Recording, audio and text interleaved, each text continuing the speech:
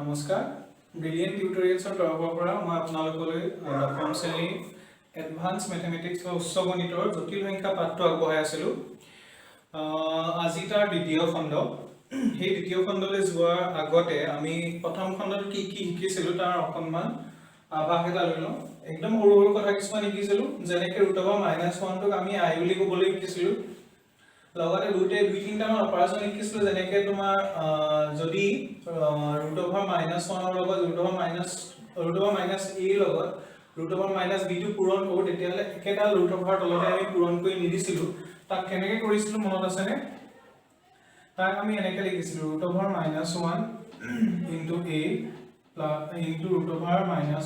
* b। √-1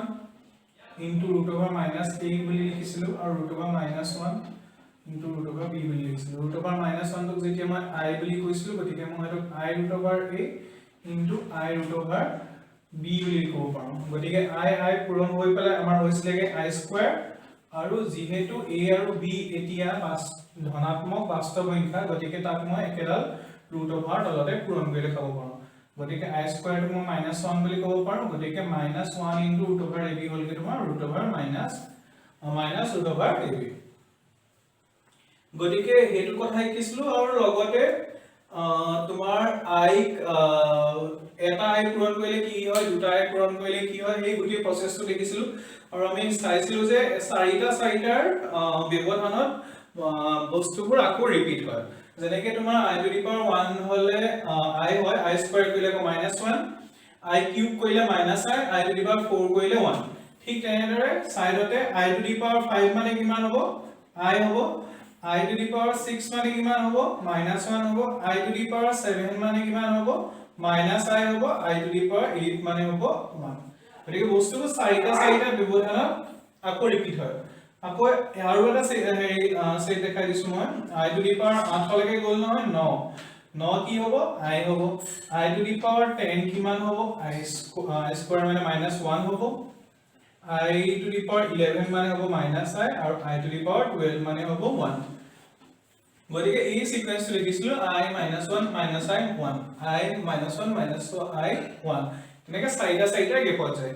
আৰু তোমালোকক দুই তিনিটামান অংক কৰি দেখাইছিলোঁ, যেনেকৈ ধৰা i�38ৰ মানটো উলিয়াই দেখাইছিলোঁ। i�38ৰ মানটো মই কেনেকৈ উলিয়াইছিলোঁ? প্ৰথমতে 38টোক মই 4 ৰে হৰণ কৰিছিলোঁ, 4 × 36 বুলি কৈছিলোঁ, আৰু লাষ্টত 2 বাকি থাকিলে। গতিকে হেতু মই কেনেকৈ লিখিছিলোঁ? i4 × 9 + 2 হয়নে? গতিকে i⁴ 4 × 9 *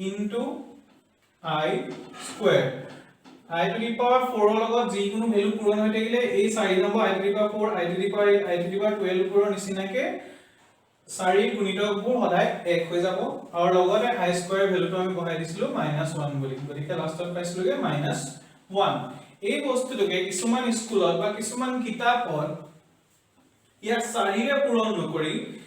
ইয়াক 4 ৰে হৰণ নকৰি 2 ৰে হৰণ কৰে। 2 ৰে হৰণ কৰিলে কিমান হ'ব চাওঁচোন? 38। 38 টো 19 বাৰ যাব আৰু 38 হ'ব। গতিকে সেইটো কিছুমান স্কুলত এনেকৈ লিখিছিলে i⁵38 = i⁴ 2 × 19 হয়নে?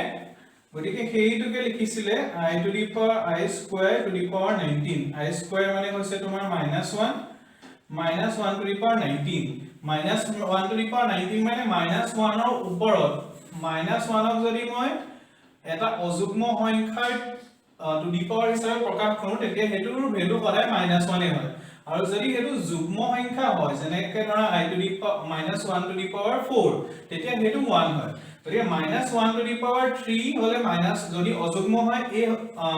তোমাৰ ঘাতটো, তেতিয়া হ'লে এটো -1 হয়, আৰু যদি যুগ্ম সংখ্যা হয় তেতিয়া হ'লে 1 হয়। সেই লজিকটোৰ হিচাপত -1 ৰ ওপৰত এতিয়া 19 আছে। 19 টো এটা অযুগ্ম সংখ্যা, গতিকে ইয়াৰ ভ্যালুটো -1।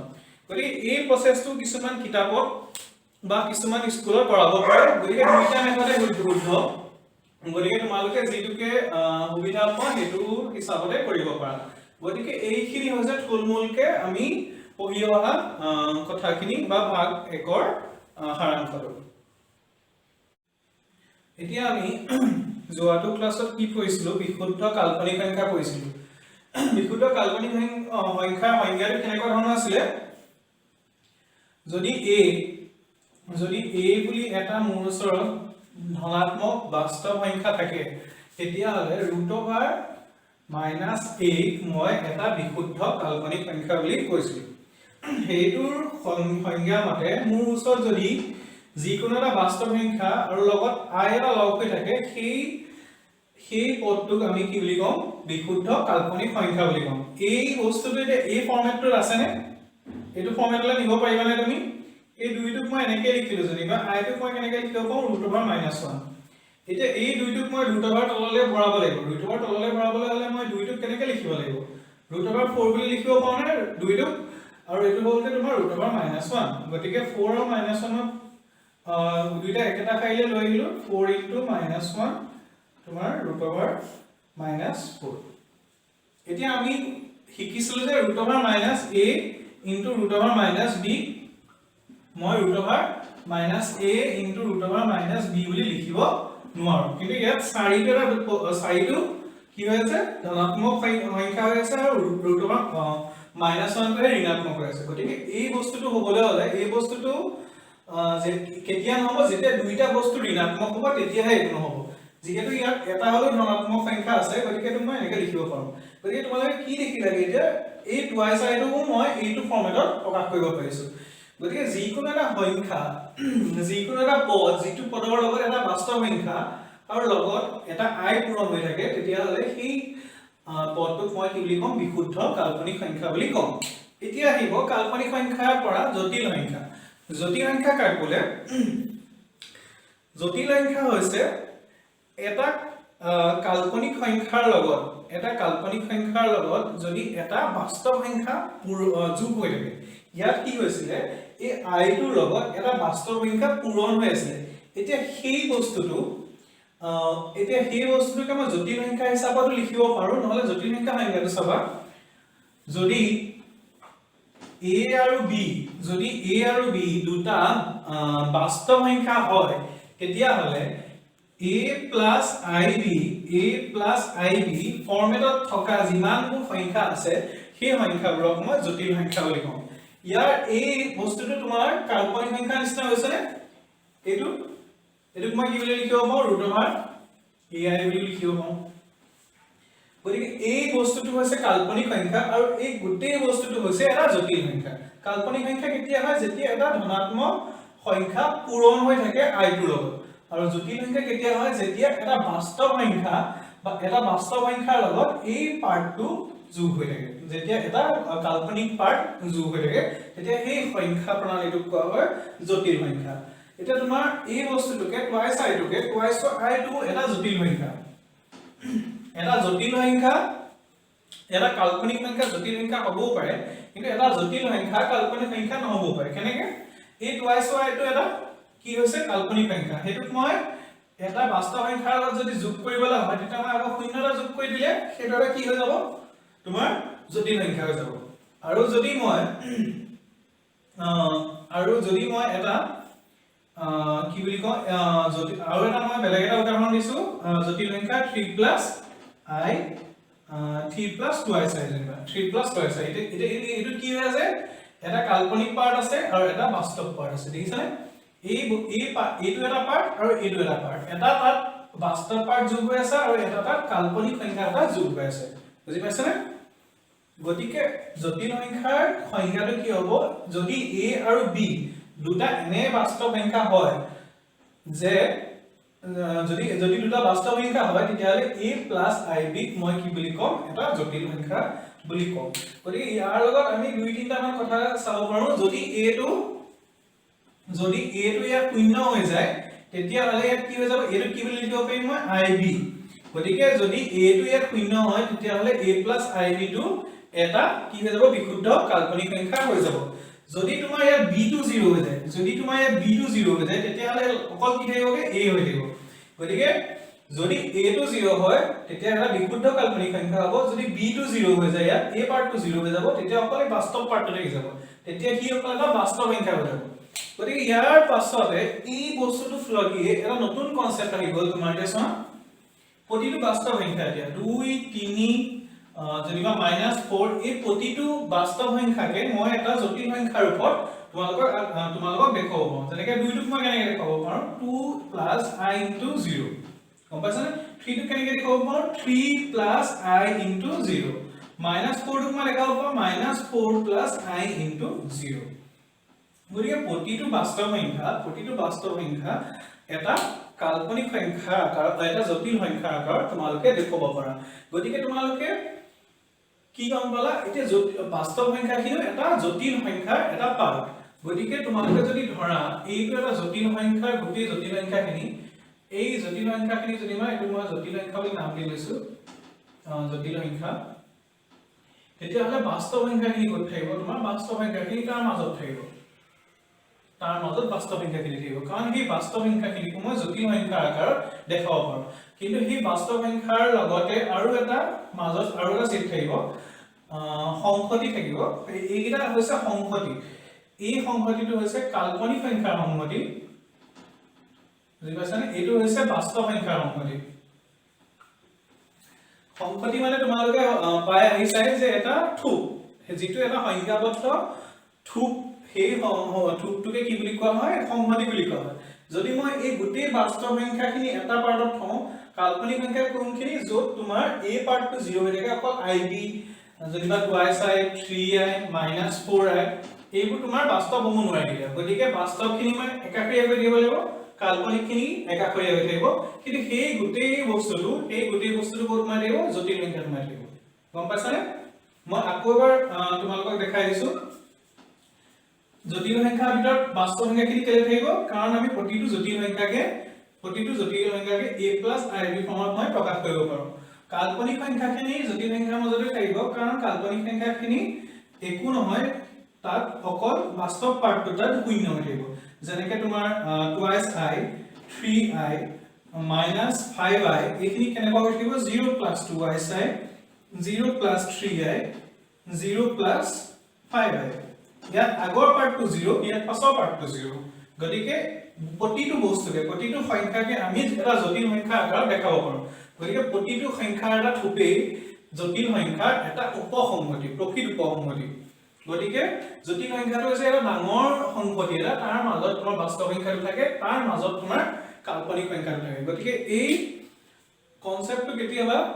পৰীক্ষাত আহেও আৰু এই কনসেপ্টটো এনেকুৱা ধৰণে কোৱা হয় যদি ধৰা এটা সংহতি মই নাম দিলো c গম পাইছানে c মানে হৈছে কমপ্লেক্স নাম্বাৰস এই সংহতিটো কমপ্লেক্স নাম্বাৰ সংহতিটোক মই কেনেকৈ লিখিব পাৰো a + ib ফৰ্মত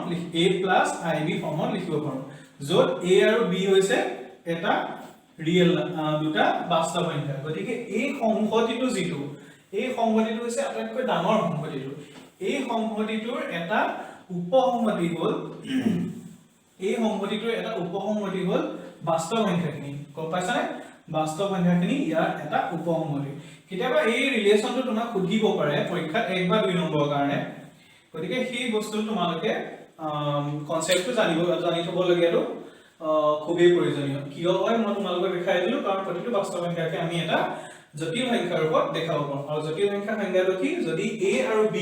দুটা বাস্তৱ সংখ্যা হয় এই সংহতিটোৰ মতে যদি a আৰু b দুটা বাস্তৱ সংখ্যা হয় তেতিয়া হলে মই a + ib ৰ ফৰ্মত থকা প্ৰতিটো সংখ্যাকে মই এটা জটিল সংখ্যা বুলি কম যদি ইয়াত a টো 0 হৈ যায় তেতিয়া আমাৰ জটিল সংখ্যাটো এটা কাল্পনিক সংখ্যাৰ ৰূপ ল'ব আৰু যদি b টো 0 হৈ যায় তেতিয়া হলে সেই জটিল সংখ্যাটো এটা বাস্তৱ সংখ্যাৰ ৰূপ ল'ব গতিকে এই বস্তুটো তোমালোকক বুজি থোৱাটো একদম জৰুৰী কথা ইয়াৰ পাছত আহিব তোমাৰ এইখিনি কথা কলো তাৰ পাছত তোমালোকৰ এই কনসেপ্টটো তোমাৰ 1 বা 2 নম্বৰ কাৰণে আহিব এতিয়া নেক্সট কনসেপ্টলৈ আমাৰ আৰু এটা কথা তোমালোকে ইয়াত চাবলগীয়া হ'ল ইয়াত তোমাৰ কনসেপ্টৰ হিচাপৰ পৰা যেতিয়া তুমি এটা জটিল সংখ্যা লিখা যেনিবা 2 + 3i তেতিয়া হলে এই যেটো পাৰ্ট এই পাৰ্টটো কোৱা হয় বাস্তৱ অংশ আৰু এইটো কোৱা হয় কাল্পনিক অংশ ইংলিছত যদি কোৱা হয় হেতুকে কোৱা হয় তোমাৰ এটো ৰিয়েল পাৰ্ট বুলি কোৱা হয় আৰু এটো কি বুলি কোৱা হয় ইমাজিনাৰী পাৰ্ট বুলি কোৱা হয় এতিয়া হেতুকে কি বুলি কোৱা হয় তোমাৰ এইটো যদি জটিল সংখ্যাটো মই এটা নাম দি দিলো যেনিবা সাধাৰণতে জটিল সংখ্যাবোৰক z আখৰেৰে সাধাৰণতে জটিল সংখ্যাবোৰক z আখৰেৰে নামকৰণ কৰা হয় যদি z এটা জটিল সংখ্যা হয় তেতিয়া হলে সেই z টোৰ ৰিয়েল পাৰ্ট টো গুটেটো ৰিয়েল টো শব্দটো গুটেটো নিলিখে ri বুলি লিখে ৰিয়েল পাৰ্ট অফ z কি হ'ব তোমাৰ या বাস্তৱ পাৰ্টটো কি হ'ব 2 হেতুকে তোমালোকে কাষত লিখি থৈ দিব পাৰা বাস্তৱ অংশ আৰু ইয়াত ইমাজিনাৰী পাৰ্টটো কি হ'ব ইমাজিনাৰী পাৰ্টটো গুটেটো ইমাজিনাৰী শব্দটো নিলিখে im বুলি লিখে ইমাজিনাৰী পাৰ্ট অফ z কিমান হ'ব এটো 3i হ'ব এটো কাল্পনিক অংশ অসমীয়াত ক'বলৈ গ'লে গতিকে কেতিয়াবা খুধাই তোমালোক কাওক এটা জটিল সংখ্যা দি দিব পাৰে সেই জটিল সংখ্যাটোক তোমালোক কি বুলি ক'ব পাৰে ইমাজিনাৰী অংশ বা ৰিয়েল পাৰ্ট আৰু ইমাজিনাৰী পাৰ্টটো উলিয়াবলৈ দিব পাৰে এটা 3 নম্বৰ অংকটো কি আছে 3 নম্বৰ অংকটো তোমালোকক কি বুলি কোৱা আছে প্ৰতিটো তোমালোক কিছুমান সংখ্যা দি থোৱা আছে এই সংখ্যাবোৰক সৰল কৰি পেলাই a + ib ফৰ্মুলা দিবলৈ কৈছে মানে এটা জটিল সংখ্যাৰ ফৰ্মত তোমালোকক প্ৰকাশ কৰিবলৈ কৈছে সেই কামটোকে কৰিবলৈ হলে তোমালোকক মই 5 নম্বৰ অংকটো দেখাই দিছো কেনে কৰিবা তোমালোকে সৰল কৰি লোৱা যিমান দূৰ পাৰা এতিয়ালে কি আছে a - b whole square formula আছে গতিকে প্ৰথমতে মই হোল স্কয়াৰ ফৰ্মুলা মতে যাম a - b হোল স্কয়াৰ ফৰ্মুলাটো কি আছিল মই কাকৰে পাতি লৈছো তোমালোকৰ প্ৰবলেম হয় যদি a square minus 2a into b plus b square গতিকে প্ৰথমতে মই a square কৰিম তাৰ পাছত minus 2 into a into b into নহয় plus b square কি হ'ব minus 3 whole square গতিকে ইয়াত root over আৰু square টো আঁতৰি যাব থাকি যাবগে minus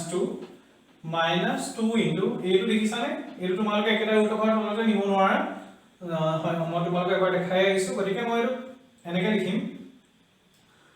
root over -1 পূৰণ 2 root over -1 পূৰণ 3 প্লাস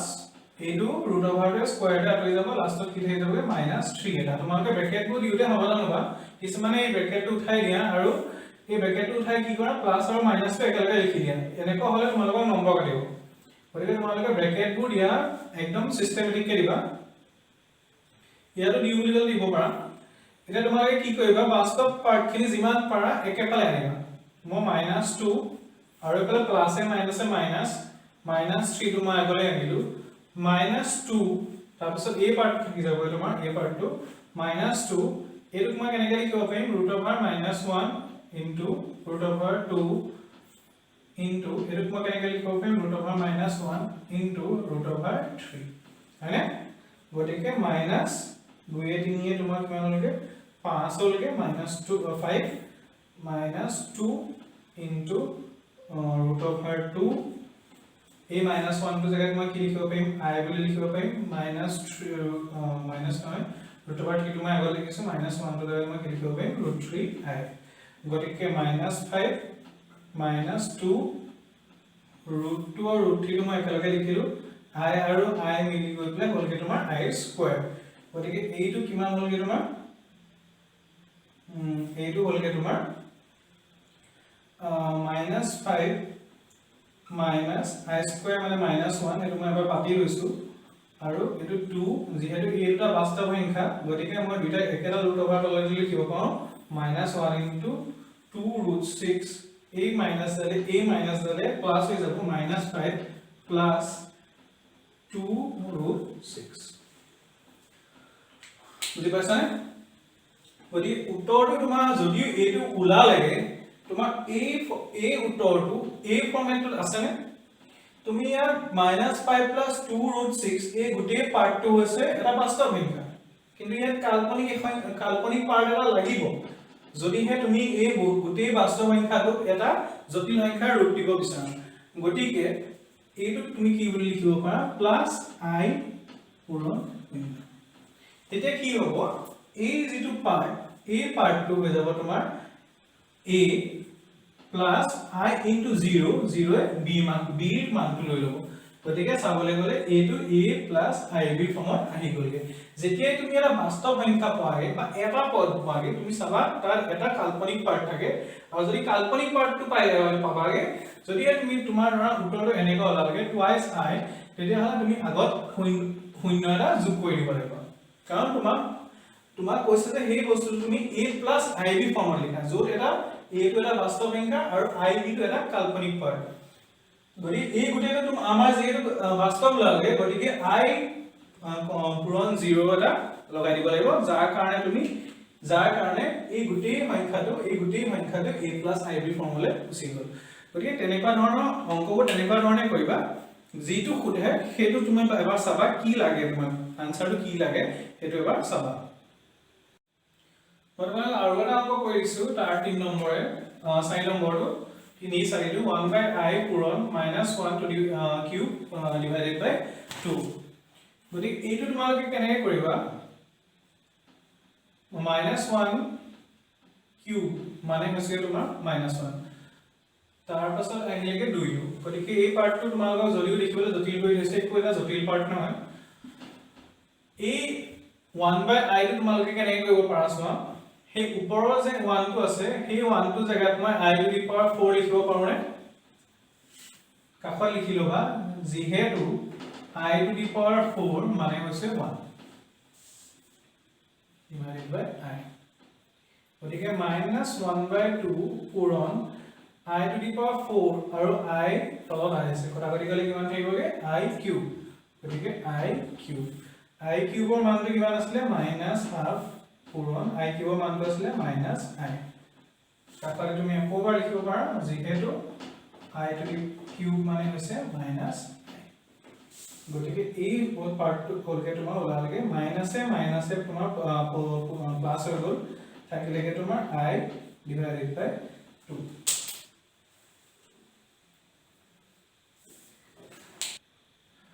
এতিয়া এই পাৰ্টটো চোৱা তুমি এই পাৰ্টটো মই পালোগে I by 2 কিন্তু তোমালোকক অংকটো কৰিবলৈ কি দিছে a plus ib ফৰ্মত নিবলৈ কৈছে গতিকে এই পাৰ্টটো কি ফৰ্মত আছে অকল ib টো হে আছে ইয়াত a পাৰ্টটো নাই গতিকে এই পাৰ্টটো তুমি ইয়াত যোগ কৰিব লাগিব এই পাৰ্টটো যোগ কৰিবলৈ হলে তোমালোকে যিকোনো এটা সংখ্যা যোগ কৰিব নোৱাৰা এনেকুৱা সংখ্যা যোগ কৰিব লাগিব যাতে তাৰ মানটো একেই হৈ থাকে গতিকে একেই মান কিবলৈ কি কৰিব পাৰা তুমি শূন্য যোগ কৰিব পাৰা 0 যোগ I by 2 গতিকে শূন্যটোৱে এটা বাস্তৱ সংখ্যা কাম কৰি আছে ইয়াত I টো থাকিলে এটো তুমি কেনেকৈ লিখিব পাৰা 1 by 2 গতিকে এই বস্তুটো তোমালোকে আকৌ এবাৰ লিখিব পাৰা আসলে 0 যোগ I পূৰণ 1 by 2 a plus I আৰু a বাস্তৱ এটো এটা বাস্তৱ সংখ্যা মানে হাফ টু গতিকে a plus ib ফৰ্মত আছে গতিকে 0 plus I পূৰণ 1 by 2 এটো হৈছে গোটেই অংকটো এতিয়া আমি অলপ বেলেগ ধৰণৰ অংকলৈ যাওঁ 7 নম্বৰ অংকটো সো দিয়া আছে তোমাৰ -1 পূৰণ √1 to the power 4n plus 3 য'ত n এটা ধনাত্মক অখণ্ড সংখ্যা বুজি পাইছা যদি n টো ঋণাত্মক হ'লহেঁতেন তেতিয়া হলে কথাটো অকণমান বেলেগ হ'লহেঁতেন যদি ঋণাত্মক হ'লহেঁতেন -1 আহিলেহেঁতেন -1 যদি হয় তোমাৰ ধৰা তেতিয়া তোমাৰ -4 হ'লহেঁতেন +3 হেতু টু দি পাৱাৰ তললৈ গুচি আহিছে গতিকে বস্তুটো 1 by ফৰ্মত অনা নাই তেওঁলোকে ওপৰত ধনাত্মক হিচাপে ৰাখিছে তাক গতিকে তোমাৰ ধনাত্মক পজিটিভ সংখ্যা বুলি যেতিয়া দিয়া আছে গতিকে বস্তুটো অকণমান উজু হৈ যায় বস্তু কেনেকৈ কৰিবা চোৱা এতিয়া যেহেতু a আৰু b ফৰ্মত আছে a into b ফৰ্মত আছে to the power 4n plus 3 গতিকে হেতু মই কেনেকৈ লিখিম -1 প্ৰথমতে তাৰ ওপৰত 4n plus 3 টো লিখিম পূৰণ √1 তাৰ ওপৰত 4n plus 3 টো লিখিম এটো ভাগি দিও মানে এতিয়া তোমালোকে চোৱাচোন যিকোনো এটা n ৰ যিকোনো এটা ভ্যালু 1 2 3 তিনিটা ভ্যালু ললো যেনে ধৰি লও n ৰ ভ্যালু কিটা এইটা তাত 4n ৰ ভ্যালু কিটা কি হ'ব 4 8 আৰু কিমান হ'ব 12 গতিকে যেতিয়া মই n এটা যিকোনো এটা সংখ্যা হয় তাৰ লগত মই যদি 4 পূৰণ কৰিলো তেতিয়া হেতু এটা যুগ্ম সংখ্যা হৈ যায় কিন্তু তাৰ লগত যেতিয়া মই অযুগ্ম সংখ্যা 3 টো যোগ কৰি দিম তেতিয়া কিমান হৈ যাব 7 8 3 11 12 3 15 বুজি পাইছা নে গতিকে যুগ্ম সংখ্যাৰ লগত যেতিয়া মই অযুগ্ম সংখ্যা এটা যোগ কৰি দিম তেতিয়া হলে গোটেই পাৰ্টটোৱে অযুগ্ম হৈ যাব গতিকে -1 টু দি পাৱাৰ এই গোটেই বস্তুটো কি হৈ আছে অযুগ্ম সংখ্যা বা অড নাম্বাৰ হৈ আছে যেতিয়া এই গোটেই বস্তুটো এটা অড নাম্বাৰ বা অযুগ্ম সংখ্যা হৈ থাকে গতিকে -1 টু দি পাৱাৰ এটা অযুগ্ম সংখ্যা -1 to the power যেনেকে 3 is equals to -1 to the power 5 যেনেকে -1 তেনেদৰে -1 to the power যিকোনো এটা অযুগ্ম সংখ্যাক মই কি লিখিব পাৰো -1 বুলি লিখিব পাৰো বা থাকি গল -1 √1 টো মই কেনেকৈ লিখিব I বুলি লিখিব পাৰো I to the power 4n plus 3 মানে এটা মই তোমালোকক যেতিয়া মই ভাগ 1 টো শিকাইছিলো তেতিয়া মই কি শিকাইছিলো প্ৰতিটো সংখ্যাকে মই যদি 4 গুণিতক হয় তেতিয়া হলে তাৰ মানটো 1 হয় আৰু 4 গুণিতকতকে যদি মই 1 এটা যোগ কৰো তেতিয়া হলে হি I হয় 4 গুণিতক এটাৰ লগত যদি মই 2 যোগ কৰো তেতিয়া হলে তাৰ মান -1 হয় আৰু 4 গুণিতকটোৰ লগত যদি মই 3 যোগ কৰো তেতিয়া হলে -I হয় গতিকে এইটোকে বস্তুটো কথাকে তোমালোকে সিম্পল এনেকৈ ভাবিব পাৰা I to the power 4 মানে 1 I to the power 1 মানে 1 I to the power 2 মানে -1 I to the power 3 মানে -I এই বস্তুটোকে যেতিয়া ৰিপিটেডলি মই কৰি যাওঁ তেতিয়া হলে এনেকুৱা ফৰ্ম এটা পাওঁ তেতিয়া মই গম পাওঁ যে I to the power 4n plus 3 মানে হৈছে -I গতিকে -1 পূৰণ এই গোটেই বস্তুটোৰ মান কিমান হ'ব -I গতিকে এইটো কি হ'বগে তোমাৰ -a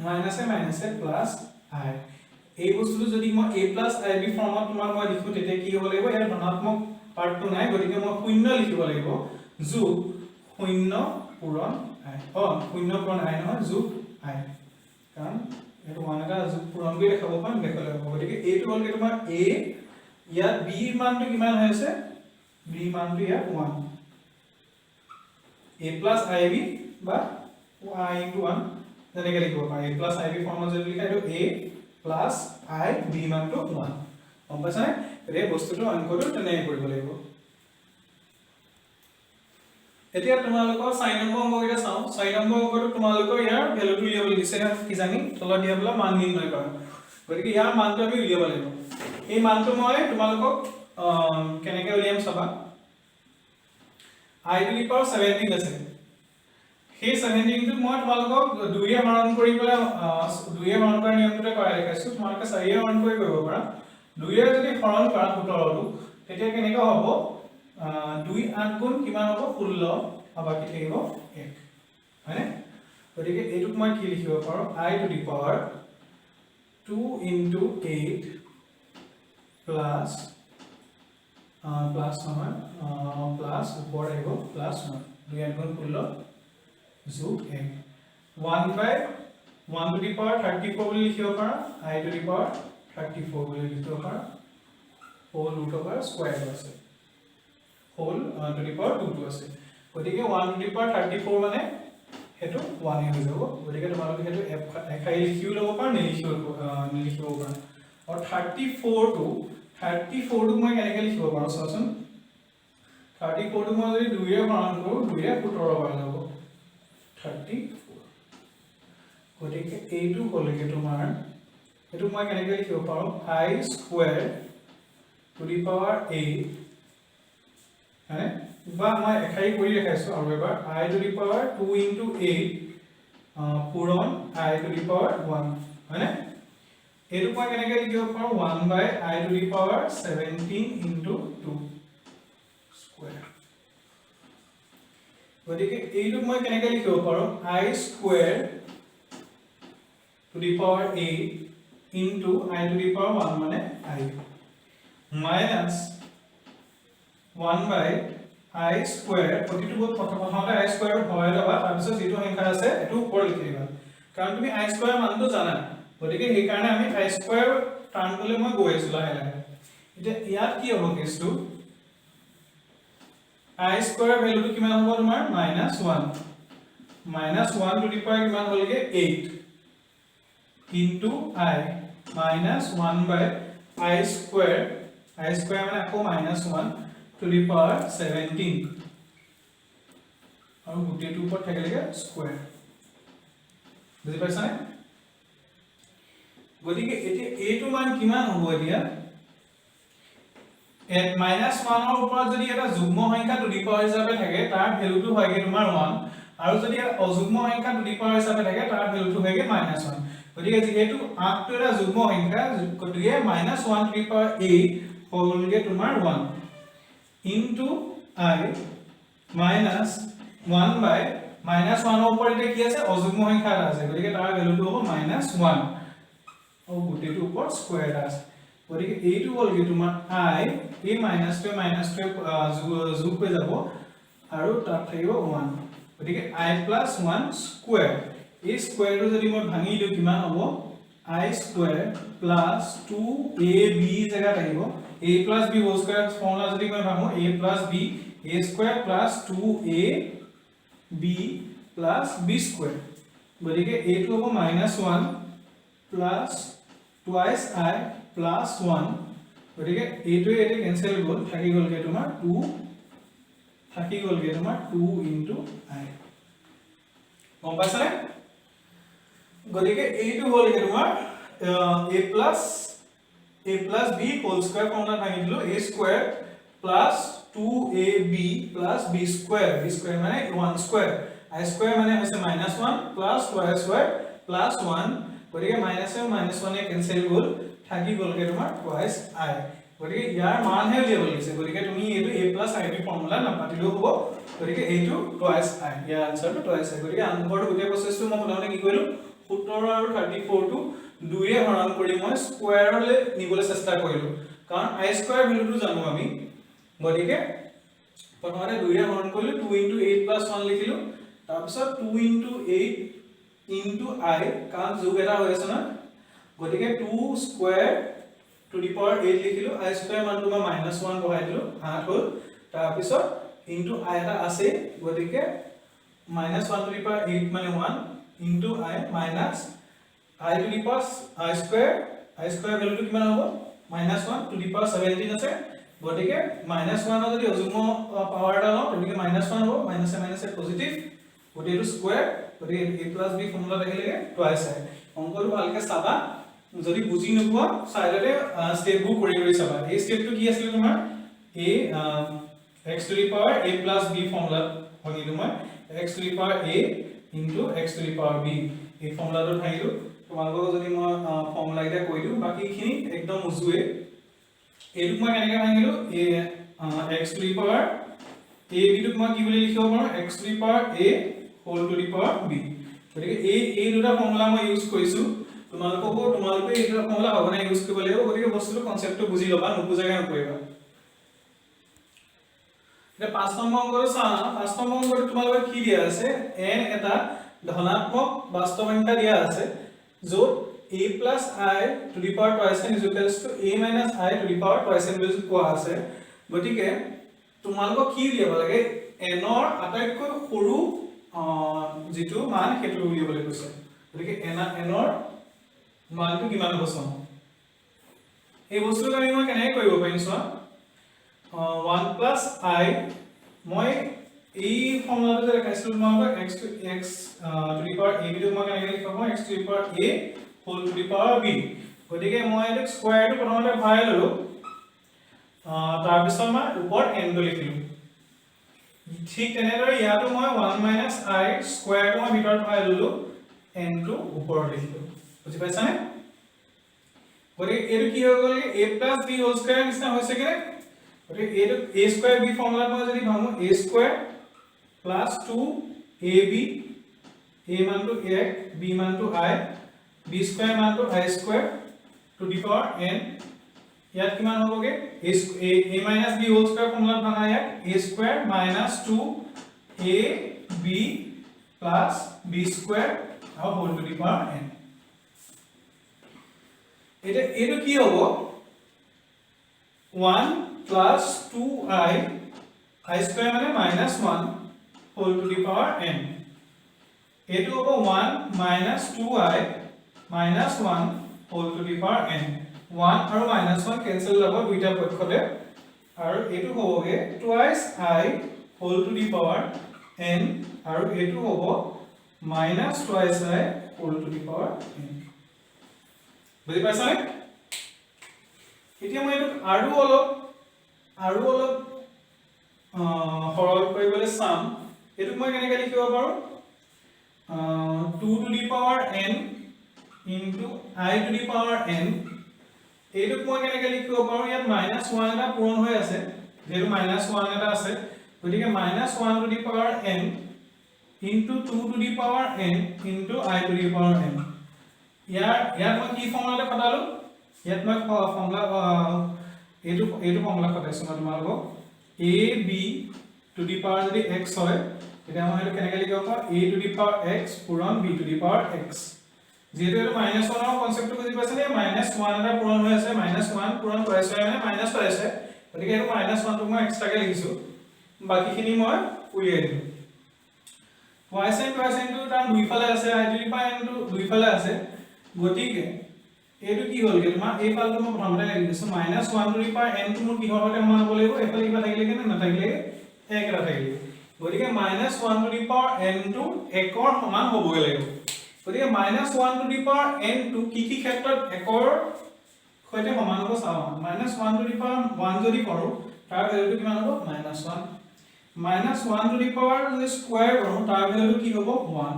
-1 to the power cube কৰো তেতিয়া হলে তাৰ মানটো হ'ব আকৌ -1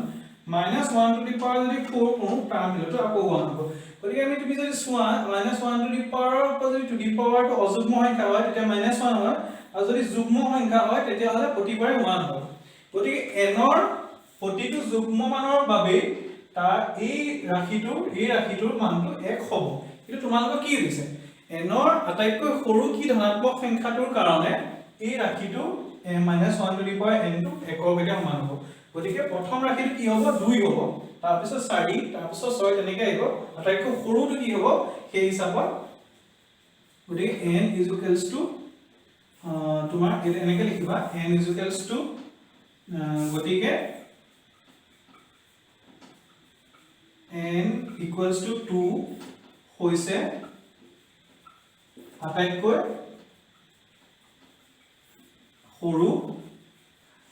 সৰু ধনাত্মক সংখ্যা এনেকৈ লিখি দিব গোটেই লাইনটো গতিকে অংকটো গোটেই প্ৰচেছটো তোমালোকে চাই লোৱা কৰবাত যদি খেলি মেলি লাগে মোক সুধিবা গতিকে এইটো হৈছে তোমালোকৰ 5 নম্বৰ অংকটো লাষ্টত এনেকৈ a + ib ফৰ্মুলাৰ জটিল সংখ্যাৰ লাষ্টত 6 নম্বৰ অংকটো আছে 6 নম্বৰ অংকটো চাওঁ এতিয়া 6 নম্বৰ অংকটো তোমালোকক এই বস্তুটো প্ৰমাণ কৰিবলৈ দিছে এই ৰাশিটোৰ মান সমান হৈছে 2 to the power n হৈছে এটা ধনাত্মক অখণ্ড সংখ্যা গতিকে এইটো কৰিবলৈ মই প্ৰথমতে লেফট হ্যান্ড সাইডটো লৈ লম লেফট হ্যান্ড সাইডটো কি আছে 1 - I to the power n 1 - 1/I to the power n হয়নে গতিকে এইটো মই অলপ সৰল কৰিম 1 - I to the power n টো এনেকৈ থম এই 1 টোক যে মই লিখিব পাৰো I to the power 4 বুলি divided by I to the power n I to the power 4 ৰ ভ্যালুটো যে 1 হয় এটো তুমি কাষত লিখি দেখুৱাব পাৰা গতিকে 1 - I to the power n হ'লগে এই I টোৱে I to the power 4 টো কেইবাৰ যাব 3 বাৰ যাব গতিকে 1 - I cube to the power n মই এখাই কৰি দেখাইছো সাধাৰণতে I cube মানটো তুমি তাতে বহাই দেখাব পাৰা I cube মানটো কিমান -I মানে to the power n গতিকে 1 - I to the power n 1 - a plus 1 plus I to the power n হয়নে গতিকে এটো কেনেকৈ হৈ আছে চোৱাচোন a to the power n into b to the power n a এর ভ্যালুটো কি 1 - I b এর ভ্যালুটো কি 1 plus I গতিকে হেতু মই কেনেকৈ লিখিব পাৰো ab to the power n বুলি লিখিব পাৰো গতিকে হেতু মই কেনেকৈ লিখিম 1 - I into 1 plus I to the power n বুজি পাইছানে এইটো এৰে কেনেকৈ হৈ আছে a plus b into a minus b হৈ আছে গতিকে a plus b into a minus b ফৰ্মুলাটো কি আছিল a square minus b square গতিকে সেই ফৰ্মুলাটো মতে a square মান হৈছে তোমাৰ 1 square minus b ৰ মানটো হৈছে I square to the power n গতিকে এইটো কিমান হ'লগে তোমাৰ 1 square মানে 1 I square মানে হৈছে ব্ৰেকেট ডাল মই মাজু বন্ধনী দিছো I স্কয়াৰ মানে হৈছে -1 টু দি পাৱাৰ n হয়নে গতিকে হেতু হলগে 1 মাইনাসে মাইনাসে কিমান হৈ যাব যোগ মাইনাসে মাইনাসে plus 1 to the power n গতিকে 1 + 1 হলগে 2 টু দি পাৱাৰ n আৰু হেতুকে উলিয়াবলৈ দিছে নে হেতুকে উলিয়াবলৈ দিছে গতিকে এটো লিখিবা ৰাইট হ্যান্ড সাইড বুজি পাইছা নে এটা সমাধান তোমালোকে এই গোটেই বস্তুটো গল গোটেই প্ৰচেছ থেকে থাকিব কিন্তু যদি n টো তোমাৰ ধনাত্মক নহল তেন যদি ঋণাত্মক হল তেন এইটো কি হৈ গল তেন 1/, হৈ যোৱাৰ চান্স থাকিলে তেন গতিকে সেই কাৰণে এটো 1/, যদি n ৰ ভ্যালুটো -1 হল তেন গতিকে এটো 1/2 টু দি পাৱাৰ n ৰ নিচিনা হল গেন গতিকে এই n এজা ধনাত্মক সংখ্যা তাৰ এটা বিশেষ প্ৰভাৱ আছে এই ষ্টেপটোৰ ওপৰত গতিকে প্ৰতিটো বস্তুৰ মান যি দি থোৱা থাকে সেই বস্তুটোৰ মানকে ক্লিয়াৰ হৈ থকাটো ভাল গতিকে এইটো হৈছে তোমাৰ 6 নম্বৰ প্ৰুফটো ইয়াৰ লগতে তোমাৰ জটিল সংখ্যাৰ লগত যিমানকিটা অংক তোমালোকক জড়িত হৈ আছিল সেই অংককিটা মই তোমালোকক পঢ়ুৱাই দিলো বাকি যিখিনি অংক লাগি গলে নিজে চেষ্টা কৰিবা আৰু ইয়াৰ পাছত আহিব তোমালোকৰ জটিল সংখ্যাৰ যোগ বিয়োগ পূৰণ হৰণখিনি আৰু তাৰ লগত যিমানখিনি অংক ইনভলভ হৈ থাকে মই এখিনি কৰাই দিম ধন্যবাদ